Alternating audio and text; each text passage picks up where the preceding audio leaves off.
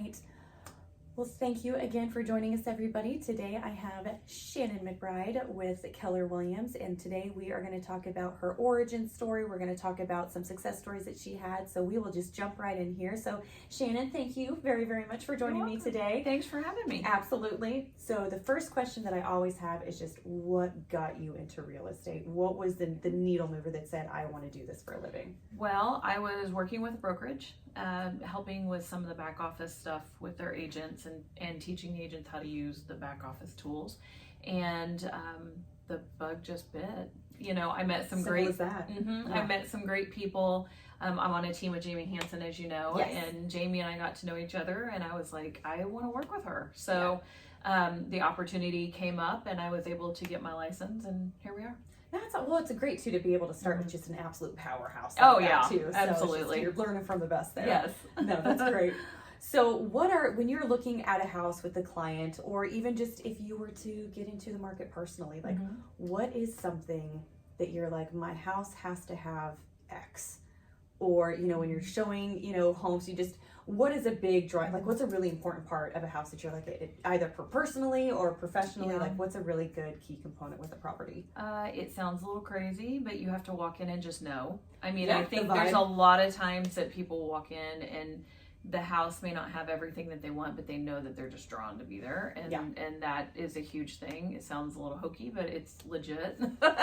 And then, for me, a deal breaker is main floor laundry. Okay, yes. Mine's in the basement now, and I wouldn't have it any other way from now on out. There you go. On main floor. I remember living in apartments, and you know, you have just such condensed space and everything, and I'm just like salivating at the thought of like, when I have my home one day, I'm going to be able to watch TV and not be like, okay, well the dryer's on, so I can't hear anything. Yeah. So, but no, it's just the little things, and you're right. You know, it's the vibe of a property.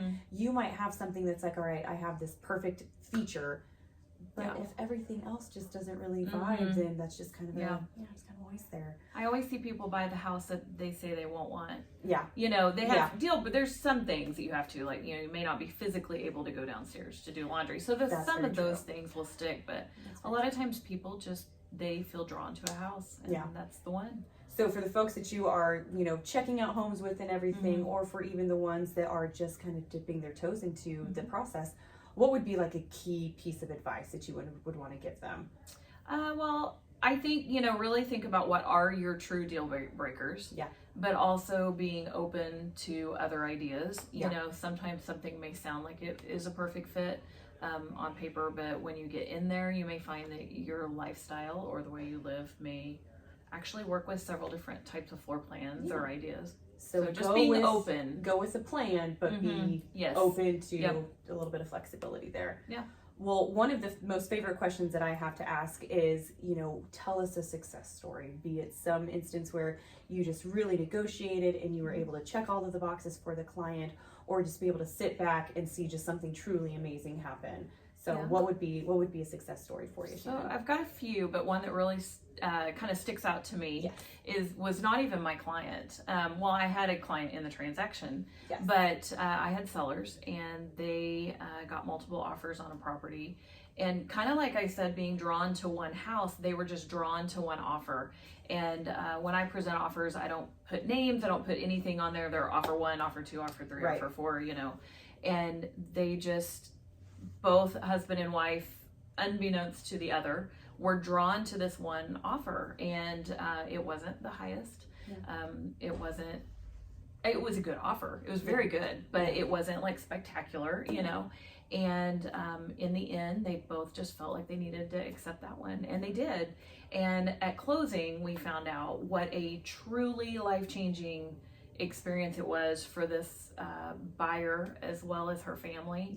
And it was neat. There was not a single dry eye at that closing table. It was a very neat experience to be a part of. So you and were able I'm to thrilled. sit back to just see the, you know, just watch the stars align. Yes. And just, That's incredible. They were the buyer for that house, and nobody really knew. It was just kind of neat, you know. And it sounds like one of those stories that it really must solidify, you know, the reason why you're in the industry. Oh, absolutely. You know, you just want to make, you know, families, you know, happy and put a roof over their head and everything, and just make sure that, you know, everybody's happy. So that's fantastic. Yes. That's Changing great. lives, one house at a time. One house at a time. Exactly. Well, do you have any last little bits of perspective or any just last minute advice? Just, you know, hang in there, you know, don't give up or anything. Just the market is a little crazy right now, although we're starting to see that it, you know, it's leveling out a little bit and kind of getting a little bit more what I would call normal, if there is a normal anymore. Right, whatever that might be. Yeah, right. And so I would just say hang in there. You know, it is still a fight for some price ranges, and some sellers are going to have to, you know, get accustomed to what the new normal is. But I think if you just hang in there, there is a buyer for every house and there's a seller, you know, out there that you will eventually, your house will come on the market or your house will sell. And so just hang in there. That's excellent. Well, thank you so much for coming by here and sharing us a little bit about your history and some really great stories and everything. So, well, thank you guys all for joining us once more, and we will look forward to seeing you all next time. Take care.